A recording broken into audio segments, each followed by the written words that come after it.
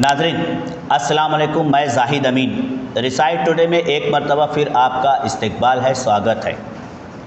Recite today ने हमेशा तालीमी मैदान में लोगों को आने वाली मुश्किलात, आसानियाँ पेश करने की कोशिश की है ताकि उसका हल निकाला जाए।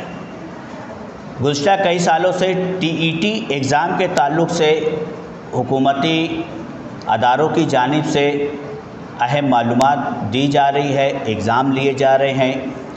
अब इस एग्ज़ाम में जो गुज़श्ता कई एग्ज़ाम हुए हैं उसमें बहुत से बच्चों के तकलीफ़ आती है कि इसका सिलेबस क्या है, निसाब क्या है, इसके पर्चे का तरीका क्या है, इसके हल करने का तरीका क्या है, इसकी मार्क्स के डिवाइडेशन का तरीका क्या है। ये तमाम चीज़ें जो है रिसाइट टुडे ने मालूमात हासिल करने की कोशिश की है, कई एपिसोड आपके सामने पेश किए हैं। आज हम आपके सामने एक ऐसी शख्सियत को पेश करेंगे जो इस ताल्लुक़ से अपने बहुत से सेमिनार, बहुत से गाइडलाइंस दिए हैं और हमारी खुशकिस्मती है कि आप मोहतरम सैयद अली अंजुम रज़वी साहब जो कि नसीराबाद से ताल्लुक़ रखते हैं और आप जो है इस टीईटी के ताल्लुक़ से बहुत सारी मालूमात, बहुत सारे प्रोग्राम्स लिए हैं, रहनुमाई की है और आज जो है धुलिया शहर में एलएम सरदार स्कूल में आपका एक करियर गाइडेंस के नाम पर टीईटी के ताल्लुक़ से रहनुमा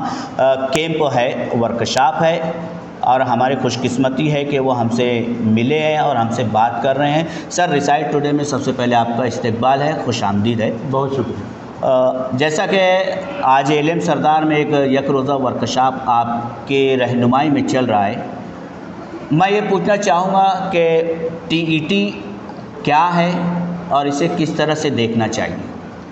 सबसे पहली बात तो ये कि मैं अपना तारुफ पेश कर दूं कि मैं रहने वाला धुलिया शहर का हूं और फ़िलहाल जलगांव में मुकीम हूं मुलाजमत के सिलसिले में।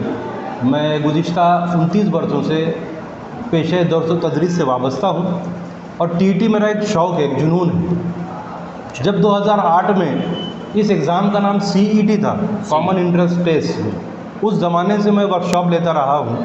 2013 में जब इसका नाम टीईटी रखा गया, टीचर एलिजिबिलिटी टेस्ट, उसके बाद अल्हम्दुलिल्लाह पूरे महाराष्ट्र में मेरे वर्कशॉप और लेक्चर होते रहते हैं। इसी तरह से आपको एक बात बता दूं कि टीईटी का जो मामला है, मरकज़ी हुकूमत ने और उसके बाद तमाम रियासती हुकूमतों ने प्राइमरी टीचर के तकर्री के लिए टीईटी को लाजमी करार दिया है। 2009 में जब आरटीई यानी कि right to education act pass हुआ था, उस एक्ट के तहत जो प्राइमरी टीचर की मिनिमम क्वालिफ़िकेशन है उसमें टीईटी को शामिल किया गया है और हमारे महाराष्ट्र में महा टीईटी के नाम से इसका आगाज़ 2013 में हुआ है और तब से अब तक ये जारी व सारी है। अब टीईटी है क्या? टीईटी एक ऐसा इम्तिहान है कि जो 2 पर्चों पर मुश्तमिल है। अगर आपको पहली से 5वीं की तकर्री किसी टीचर को चाहिए तो उसको पहला पर्चा कामयाब होना ज़रूरी है। इसी तरह अगर कोई कैंडिडेट ये चाहता है कि मैं 6ठी से 8वीं जमात को की तदरीस करूं तो उसके लिए दूसरा पर्चा लाजमी करार दिया गया है। और जो लोग चाहते हैं कि हम पहली से 8वीं तक के प्राइमरी सेक्शन में पढ़ाना चाहते हैं उनके लिए दोनों पर्चे लाजमी है कि दोनों पर्चों का एग्ज़ाम दें। तो इस तरह टीईटी का मामला जो है वो 2 पर्चों पर मुश्तमिल है। अच्छा, अब रहा निसाब। मसला ये है कि निसाब जो है पहले पर्चे का पहली से 5वीं जमात की दरसी किताबें हैं, लेकिन मसला ये है अगर पहली से 5वीं जमात की दरसी किताबें तो सवाल ये पैदा होता है कि पहली से 5वीं तक तो कई तुलबा और तालिबात ऐसे हैं जो 90 क्रॉस कर जाते हैं, 97 तक मार्क आते हैं, 98 तक मार्क आते हैं। फिर क्या वजह है कि टीईटी के जो कैंडिडेट एग्ज़ाम देते हैं तो पूरे महाराष्ट्र का नतीजा 1.5%, 2% इस तरह से लगता है। ये सबसे बड़ा लम्हा फिक्रिया है कि ऐसी वो क्या वजूहात है कि जिनकी बुनियाद पर चूँकि पहली से 5वीं तक का सिलेबस है लेकिन मामला ये है कि बच्चे कामयाब नहीं हो पाते।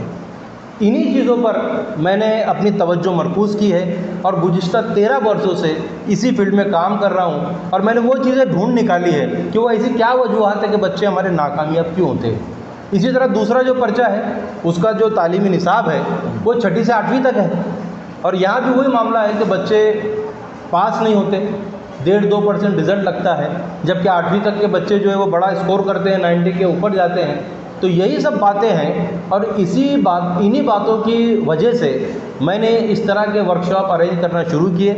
अल्हम्दुलिल्लाह रब्बिल आलमीन पूरे महाराष्ट्र में गुज़िश्ता 2 साल पहले जब ये टीटी का एग्ज़ाम हुआ और उससे पहले भी मेरे वर्कशॉप पूरे महाराष्ट्र में मुनक़िद हुए और आज बड़ी खुशी है कि एलएम सरदार उर्दू हाई स्कूल में मेरा ये वर्कशॉप मुनक़िद हो रहा है, जिसके लिए मैं यहाँ के जो चेयरमैन हैं डॉक्टर अकील अंसारी साहब, उनको मुबारकबाद पेश करता हूँ कि उन्होंने कौम की रहनुमाई के लिए एक अच्छा प्लेटफॉर्म मुझे फ़राहम किया है। ये एलएम सरदार इंतज़ामिया की बड़ी कामयाबी है कि एक बेहतरीन प्रोग्राम अरेंज किया है, इसके लिए हम आपको भी मुबारकबाद पेश करते हैं और इंतज़ामिया को भी। टीटी का जो आप पासिंग रेशो बता रहे हैं 1%, 1.5%, अक्सर हमने कई तलबा से बात की जो टीटी के एग्ज़ाम को दिए हैं, वो शिकायत करते हैं कि पर्चा, पहला तो ये कि जब पहला पेपर आया था तो उस वक्त तो हैंड राइटिंग का था जी, फिर उसके बाद कंप्यूटराइज आया, कंप्यूटराइज के उसमें आने के बाद जो है कहते हैं कि ये आउट ऑफ सिलेबस क्वेश्चन थे। ये जो शिकायतें हैं इसको आप किस तरह से देखेंगे? बतौर सहाफ़ी मैं गुज़िश्ता 27 वर्षों से काम कर रहा हूँ। पहले उर्दू टाइम्स में लिखता था, आज मुंबई उर्दू न्यूज़ और दीगर अखबारात में फ्रीलांस काम करता हूँ। जब टीटी के पर्चों में इस तरह के मसाइल सामने आए, एक मरतबा पर्चों में कुछ सवालात हाथ से लिखे हुए थे जी। अब वो राइटिंग ऐसी थी कि हमारे बच्चे तो क्या बल्कि असातिज़ा खुद भी उसको नहीं पढ़ पा रहे थे।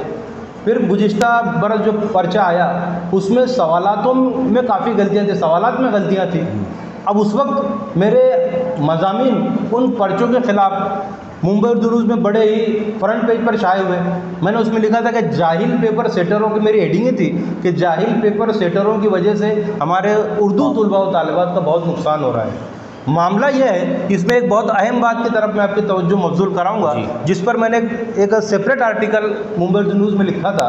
उसमें मैंने ये बताया था कि जिस तरह मैं 10वीं का एग्ज़ामिनर भी रहा हूँ ज्योमेट्री का, मैं इन तमाम बोर्ड के मामला से वाकिफ़ हूँ। अगर 10वीं या 12वीं के पर्चे में अगर कोई सवाल गलत होता है तो हमको इंस्ट्रक्शन ये होती है कि जो बच्चा वो सवाल अटेम्प्ट करता है, कोशिश करता है, उसको फुल क्रेडिट दिया जाए। तो यही कानून टीटी के लिए क्यों लागू नहीं होता? मैंने उसका मुआवजा करके बताया था कि अगर फ़र्ज़ कीजिए कि आपके 3 सवालात गलत हैं, 3 सवालात में अगर आपके जो मार्क्स बच्चों के कट हो रहे हैं तो बजाय इसके कि आप उसको फुल क्रेडिट दें, आप ये करते हैं कि 150 नंबरात का जो पर्चा होता है उसमें से आप 3 मार्क कम कर देते हैं।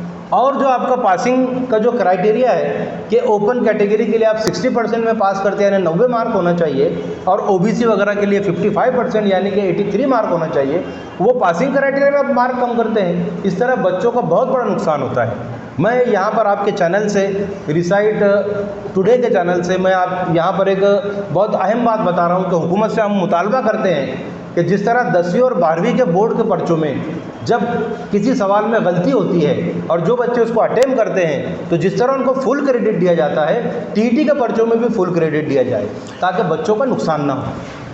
अच्छा, कुछ साल ऐसा भी हुआ कि टीटी एग्ज़ाम पास करने वाले बच्चे सर्विस के लिए तरसते रहे, क्या आज भी वही रेशो कायम है? इसके लिए मैं आपको एक बात बताऊंगा कि महज टीटी कामयाब होना भी काफ़ी नहीं है।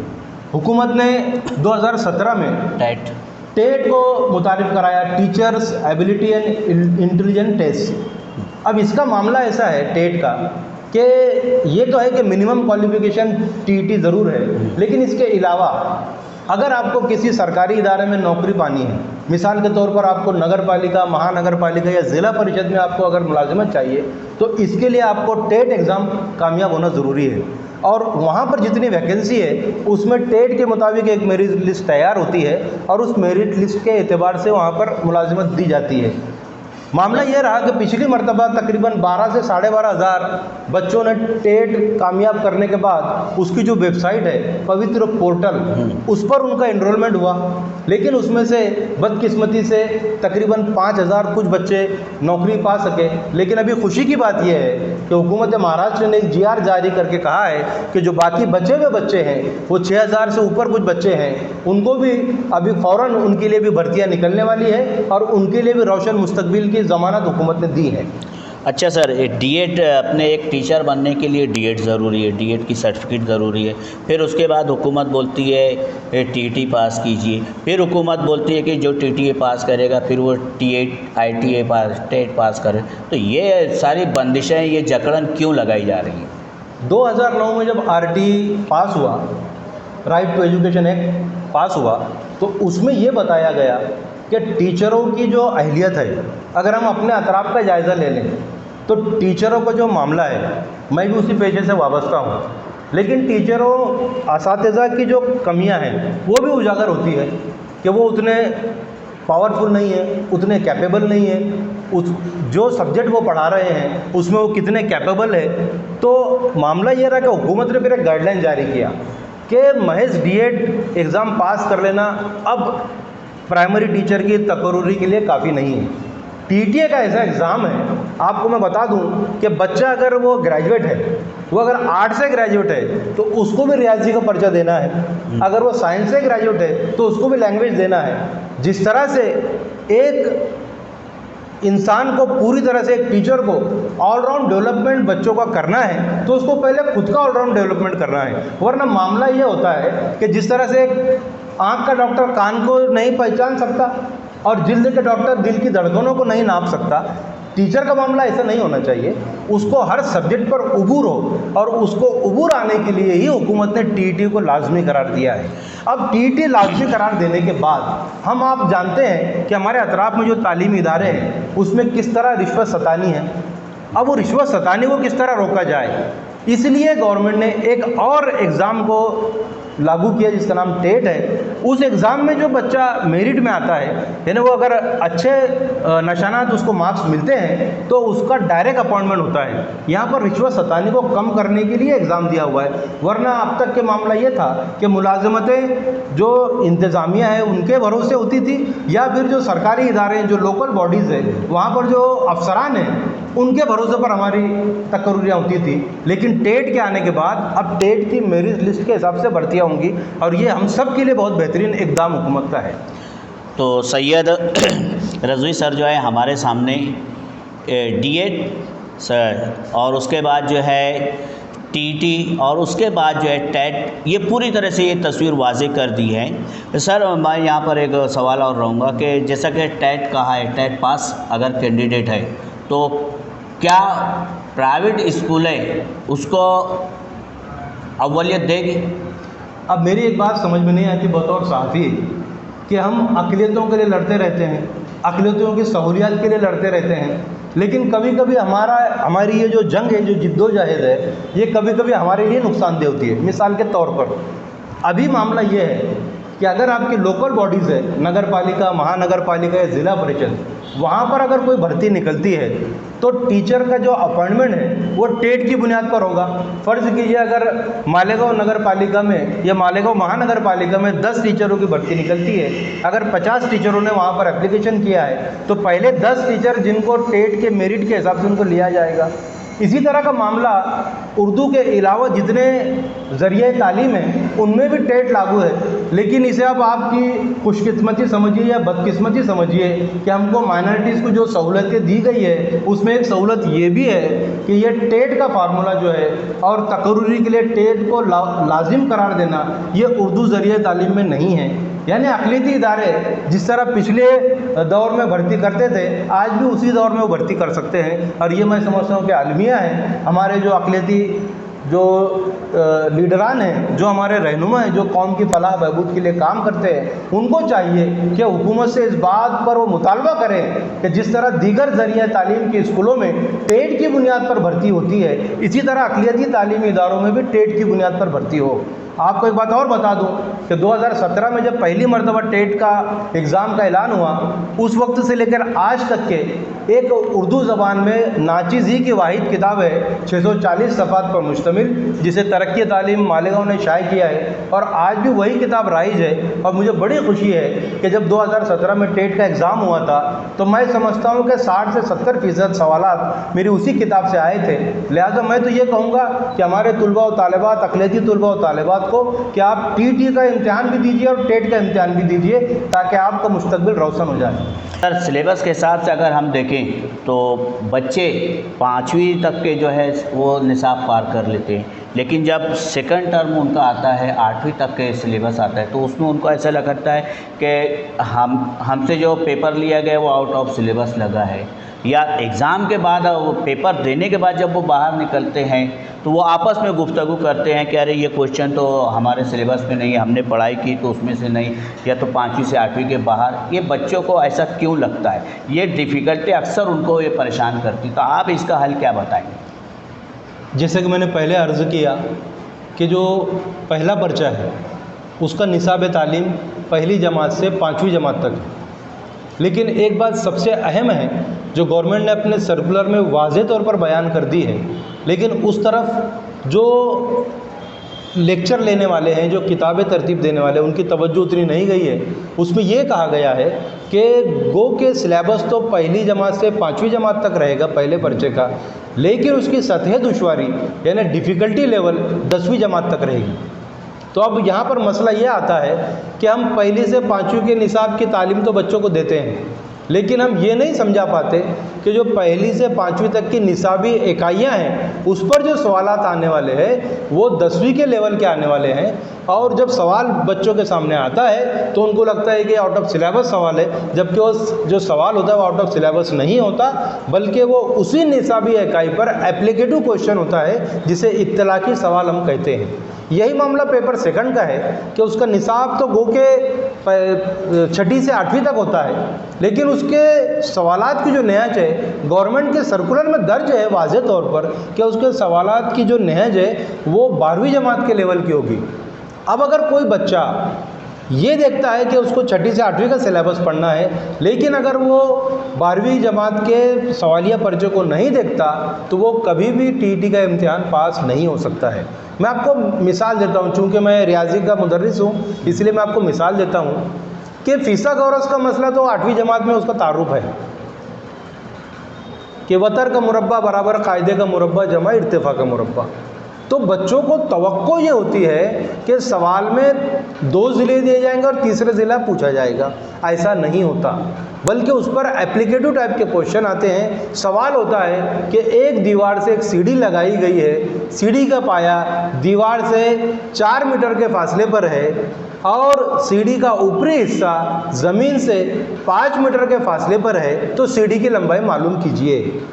अब अगर आप ये सवाल ढूंढने जाएंगे 6ठी से 8वीं जमात के निसाब में तो ये आपको नज़र नहीं आएगा, और जो बच्चे होते हैं वो कंफ्यूज होते हैं कि सवाल तो नहीं है, जबकि मैं आपको बता दूं कि ये सवाल फ़ीसा गौरस के मसले पर है और निसाबी इकाई पर ही इसका दारोमदार है। मसला ये है जाहिद साहब कि जैसे ही टीटी एग्ज़ाम की नोटिफिकेशन आती है उसी तरह कुकुर मुत्तों की तरह कई टीटी एक्सपर्ट सामने आ जाते हैं, कई पब्लिकेशंस किताबें शाये कर देती हैं। वो ये नहीं जानते कि इस एग्ज़ाम की बारीकियां क्या है। वो पहली से लेकर तो 8वीं जमात के सिलेबस की डुगडुगी बजाते रहते हैं और बच्चों को वो सिलेबस खूब घोट घोट कर पिलाते रहते हैं, और सवालात उस पर उस तरह के सवालात नहीं आते जिस तरह के वो पढ़ाते हैं।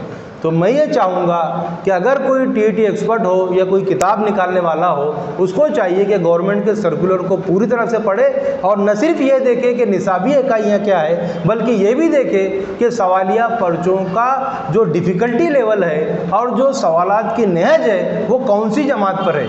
इसलिए आपको एक बात मैं बता दूँ कि लोग ये तो बताते हैं कि पहले पर्चे के लिए पहली जमात से 5वीं जमात का सिलेबस है, लेकिन उनको चाहिए कि वो सर्कुलर में ये देखे कि जहाँ पर रेफरेंस बुक लिखी हुई है, रेफरेंस बुक में ये लिखा है कि पहली जमात से 10वीं जमात की किताबें पढ़ें। अगर पहली से 5वीं का सिलेबस था तो रेफरेंस बुक में पहली से 10वीं क्यों लिखा है, और दूसरे पर्चे के लिए रेफरेंस बुक में 6ठी से 12वीं जमात की किताबें क्यों लिखी हुई है। और ये चीज़ लोगों को पता नहीं है, इसलिए मसला यह आता है कि बच्चों को महज पहली से 8वीं जमात का निसाब पढ़ाया जाता है, उस पर मिसालें ली जाती है, लेकिन वो मिसालें एग्ज़ामिनेशन में नहीं आती। यही मामला मुख्तलिफ़ किताबों के पब्लिकेशंस का भी है कि उसमें भी यही मामला नज़र आता है। लिहाजा मैं इस मौके पर तमाम तुलबा व तालिबात जो टीटी का इम्तिहान देना चाहते हैं उनको यह मशवरा दूंगा, तमाम वो लोग जो टीटी के क्लासेस लेना चाहते हैं, जो किताबें छापते हैं, उनको चाहिए कि वो पूरा सर्कुलर पढ़ें, गवर्नमेंट की जो गाइडलाइंस है उस पर अमल करें, और जो जो निसाबी इकाइयाँ दी हुई है उस पर सवालात की नहज कौन से लेवल पर आएगी और सवालात की डिफ़िकल्टी लेवल क्या होगी, इस बात को भी उम्मीदवारों पर वाज़े कर दे, तो इंशाअल्लाह किसी को ये खदशा नहीं रहेगा कि सवालात निसाब से बाहर के आए। सर, अक्सर ऐसा होता है कि कॉम्पिटिटिव एग्ज़ाम में टाइम बॉन्डिंग होती है जी। ऐसे वक्त और रियाजी के जो सवालात होते हैं उसमें बहुत सोच विचार होता है, तो रियाजी में आजकल बहुत से टिप्स है, तो क्या हम इन क्वेश्चन को आप कोई टिप्स बता सकते हैं? सबसे बड़ी बात यह है कि अगर आप गौर करें तो एक चीज़ सामने ये आती है कि सिलेबस के अंदर जो हमको नज़र आ रहा है तो सवालात जो हैं उनकी पूरी तादाद 150 है जी। उन पर जो निशानात यानी मार्क दिए जा रहे हैं वो 150 हैं। इनको हल करना है 150 मिनट में। तो एक गलत फहमी बच्चों के जहनों में ये आती है कि हर सवाल के लिए 1 मिनट है, और यहीं से उनकी गलतियों का आगाज़ होता है। वो इसलिए कि गो के 150 सवालात ज़रूर हैं, लेकिन सबकी डिफ़िकल्टी लेवल अलग अलग है। उनकी सतह दुश्वारी के एतबार से उनको टाइम अलॉट किया जाना चाहिए।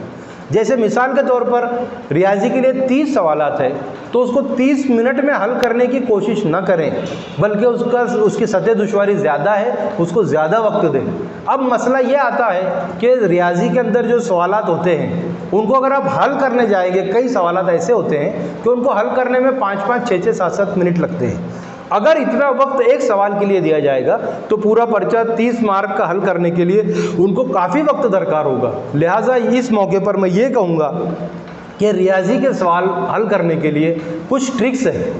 जैसे मिसाल के तौर पर कैलेंडर और घड़ी के सवालात होते हैं, इनको भी हल करने के लिए ट्रिक्स है। आदात के सवालात हैं, इनको भी हल करने के लिए उनके ज़ाब्ते हैं। कुछ ज़ाब्ते हम जैसे लोगों ने घड़े हैं और वो ज़ाब्ते बड़े मुफीद हैं। मैं इस इंटरव्यू में तो वो उतना वाज़ेह तौर पर नहीं बता सकूँगा, ये ब्लैक बोर्ड वर्क है, लेकिन तुलबा और तालिबात को चाहिए कि इस जानिब भी तवज्जो दें कि वो ट्रिक्स क्या है कि जिससे रियाजी का पर्चा हल करने में उनको आसानी हो।